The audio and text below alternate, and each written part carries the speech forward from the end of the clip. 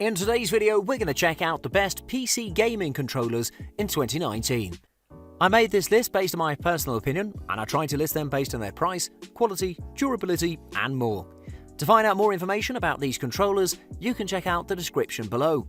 If you'd like to win one of these products, make sure you watch the whole video, click the like button, and comment the hidden word found in this video. At number 5, it's the Sony DualShock 4. The DualShock 4, Sony's 4th generation controller for its 4th generation of consoles, has fixed its own predecessor's flaws and has added some clever features. It may have been launched at the end of 2013 together with the PlayStation 4, but its design still is modern and pretty much the best for consoles. It can be connected to the PC, however, you cannot use the complete number of features. Until the introduction of the DualShock 4, the design of the PlayStation controller was somewhat unchanged. They featured the same design that was a classic but was getting old, and the competition was producing better controllers like the Xbox One controller that was comfortable and had a clever design. The DualShock 4 did not change everything. It continues most of the themes from the original DualShock, but now it has a rounder, sleeker frame that it's a bit larger than its predecessors. It's a joy to hold and feels comfortable and natural. Moreover, the touchpad and the speakers are new additions that give it a more futuristic feel.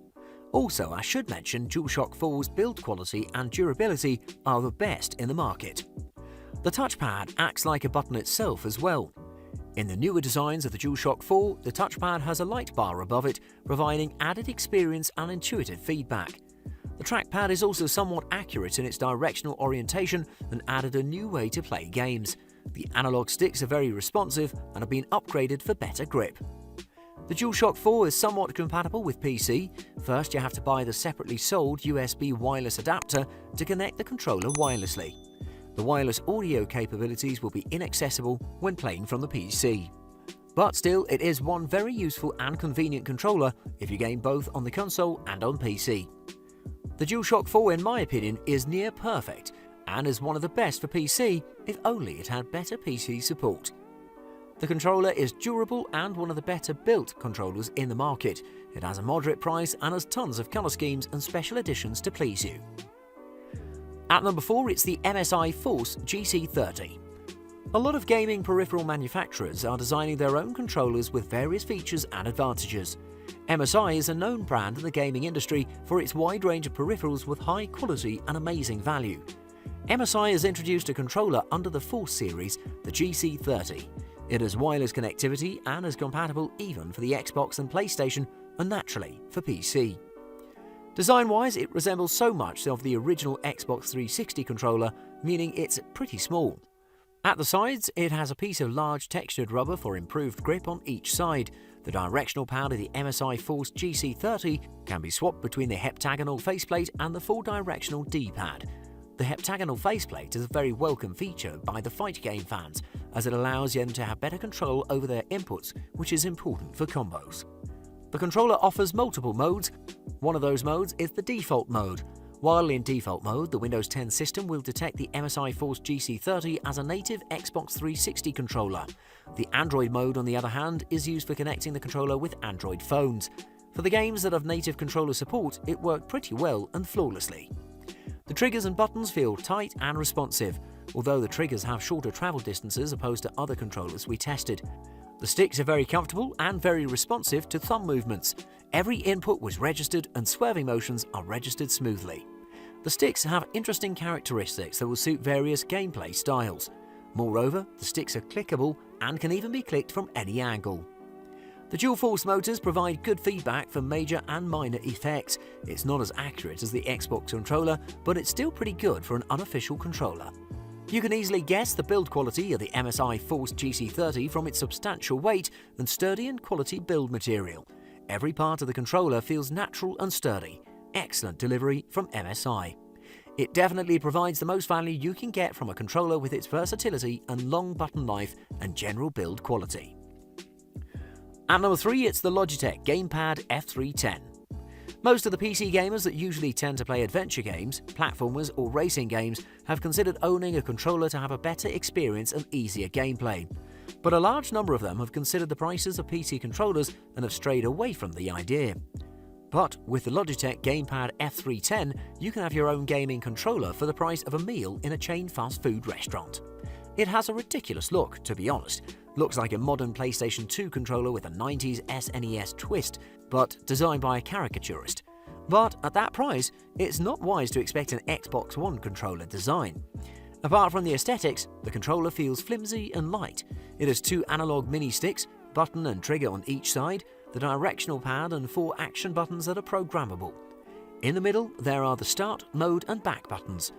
Under the controller, there's a switch that'll allow you to switch between X input and direct input. It's recommended to download the Logitech software to configure the controller to your liking. The whole process of installing the controller is very easy. You just plug it in and just install the drivers in Windows 10, most of which is done automatically. When you're done, just run your favorite platformer and play until dawn.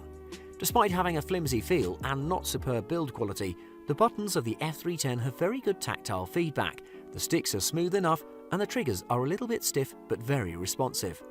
Nothing to worry about in the control input department, just the D-pad feels like it's not as durable as other buttons. I wouldn't recommend this controller to gamers who tend to get a little angrier in their gaming sessions.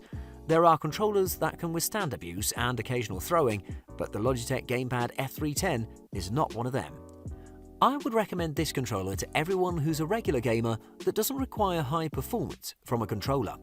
It has a funny design and not great build quality, but with its good buttons and its amazing affordability, it's worth giving it a try. At number 2, it's the Steam controller. Steam has released the Steam controller before releasing the Steam OS. It released it as a controller that would bridge the gap between PC and console gamers. This controller aims to do everything, to be the best controller for every game. Also, it wants to eliminate the need for a keyboard and mouse. It's a bold goal and a very interesting product that's innovative and a breath of fresh air. Setting up the controller is effortless. Place the batteries in the back slot, plug in the USB Bluetooth receiver, turn on the controller, and you're set to go.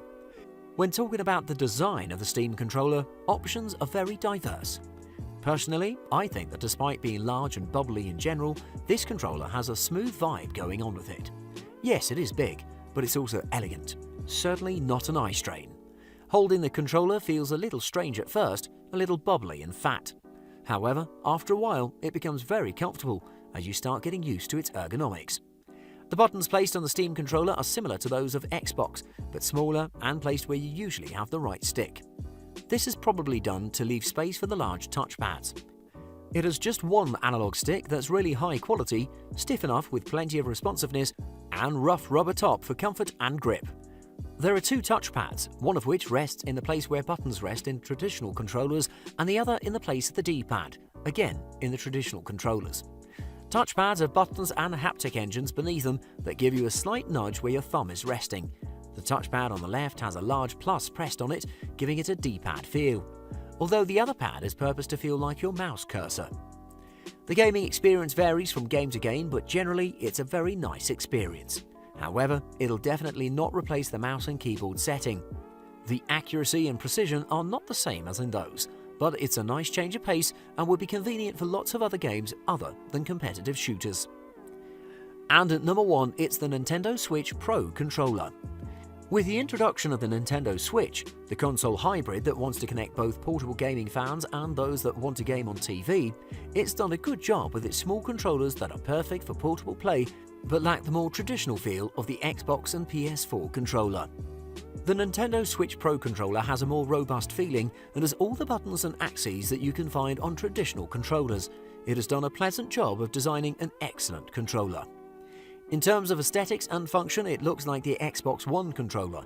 The button and axis layout are the same as in the Xbox controller. The triggers have a great tactile response, but not up to par with its competitors' performance. The analog sticks rotate smoothly and are pretty responsive. Action buttons have a satisfying and clicky feel to it, similar to the DualShock 4 buttons. And the famous Nintendo directional pad makes a return. A welcome feature for older fans who've enjoyed Nintendo from the NES days. While playing, you'll feel that the Pro controller is a nice upgrade from the Joy-Cons, and it's really better in some games. But there are some games in which the Joy-Cons perform better. It's the fault of the Switch library and the game's designed for different controls. It's very versatile and works with every system. It can connect to the PC in a breeze, but it needs you to set the controls manually for each game. Other than that, it's great for PC gaming. The vibration on the Pro Controller is very good, although it doesn't have the nuances of the HD rumble of the Joy-Cons. Still, it's better than the outdated feedback of other controllers. After owning the Pro Controller for some time, you'll see that this is the comfiest controller on the market, hands down. It may not have some features that Pro Controllers might like, but it's nice and comfortable, and Nintendo has designed it for people who just want to relax while playing. A must-buy if you value your comfort and experience, and your budget as well. Thanks for watching. I hope you liked the video. If you found it helpful, please remember to leave a like and subscribe to my channel to see more videos like this in the future.